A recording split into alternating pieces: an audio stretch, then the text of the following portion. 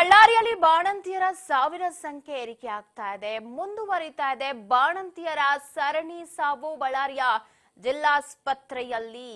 ನಿನ್ನೆ ಕೂಡ ಮತ್ತೊಂದು ಬಾಣಂತಿಯ ಸಾವಾಗಿತ್ತು. ಬಳ್ಳಾರಿಯಲ್ಲಿ ಸರಣಿ ಸಾವು ಮುಂದುವರೆದಿದೆ. ಬಳ್ಳಾರಿಯಲ್ಲಿ ಬಾಣಂತಿಯರ ಸಾವಿನ ಸಂಖ್ಯೆ ಈಗ 5ಕ್ಕೆ ಏರಿಕೆ ಆಗಿದೆ. ಬೆಮ್ಸ್ನಲ್ಲಿ ಹೆರಿಗೆ ಆಗುತ್ತೆ, ತದನಂತರ ಬಾಣಂತಿಯ ಸಾವಾಗುತ್ತೆ. ಈಗ ಸಾವಿನ ಸಂಖ್ಯೆ 5ಕ್ಕೆ ಏರಿಕೆ ಆಗಿರುವುದು.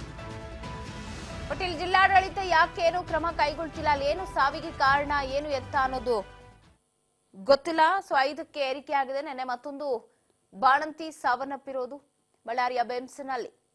ಸೊ ಜಿಲ್ಲಾಸ್ಪತ್ರೆಯಲ್ಲಿ ಬಾಣಂತಿಯರು ಅಂದ್ರೆ ಹೆರಿಗೆಗೆ ಅಂತ ಏನು ಹೋಗ್ತಾರಲ್ಲ, ಗರ್ಭಿಣಿಯರು ಹೆರಿಗೆ ಆದ ಬಳಿಕ ಸಾವನ್ನಪ್ತಾ ಇದ್ದಾರೆ ಅಂತೆ.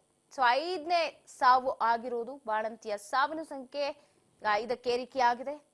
ಸೊ ಯಾಕೆ ಗೊತ್ತಿಲ್ಲ. 20 ವರ್ಷದ ಮಹಾಲಕ್ಷ್ಮಿ ನೋಡಿ ಪಾಪ, 20 ವರ್ಷ, 20 ವರ್ಷಕ್ಕೆ ಮದುವೆ, ಮಕ್ಕಳು ಎಲ್ಲ ಆಗೋಗಿದೆ ಪಾಪ.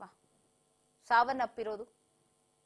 ನಿನ್ನೆ ಅಷ್ಟೇ ಹೊಸಪೇಟೆ ಮೂಲದ ಮುಸ್ಕಾನ್ ಸಾವನ್ನಪ್ಪಿದ್ದಾರೆ.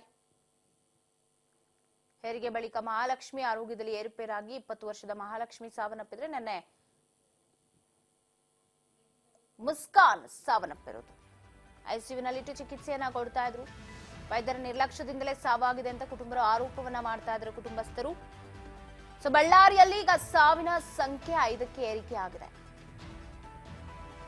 ಏನು ಕಾರಣ? ಹೆರಿಗೆ ಆಗತ್ತೆ, ಆರೋಗ್ಯವಾಗಿದ್ದಂತಹ ಬಾಣಂತಿ ಸಾವು ಅಂದ್ರೆ ಹೇಗೆದು? ಈಗ ಅನುಮಾನ ವ್ಯಕ್ತಪಡಿಸ್ತಿದ್ದಾರೆ ಕುಟುಂಬಸ್ಥರು. ಇಲ್ಲಿ ವೈದ್ಯರ ನಿರ್ಲಕ್ಷ್ಯ ಇದೆಲ್ಲದಕ್ಕೂ ಕಾರಣ ಅಂತ ಹೇಳಿ ಆರೋಪವನ್ನ ಮಾಡ್ತಾ ಇದ್ದಾರೆ. 20 ವರ್ಷದ ಮಹಾಲಕ್ಷ್ಮಿ ಸಾವಿಗೀಡಾಗಿದ್ದು, ಆ ಬೆನ್ನಲ್ಲೇ ಈಗ ಮುಸ್ಕಾನ್ ಮಹಿಳೆ ಕೂಡ ಸಾವನ್ನಪ್ಪಿದ್ದಾರೆ ಬಾಣಂತಿ.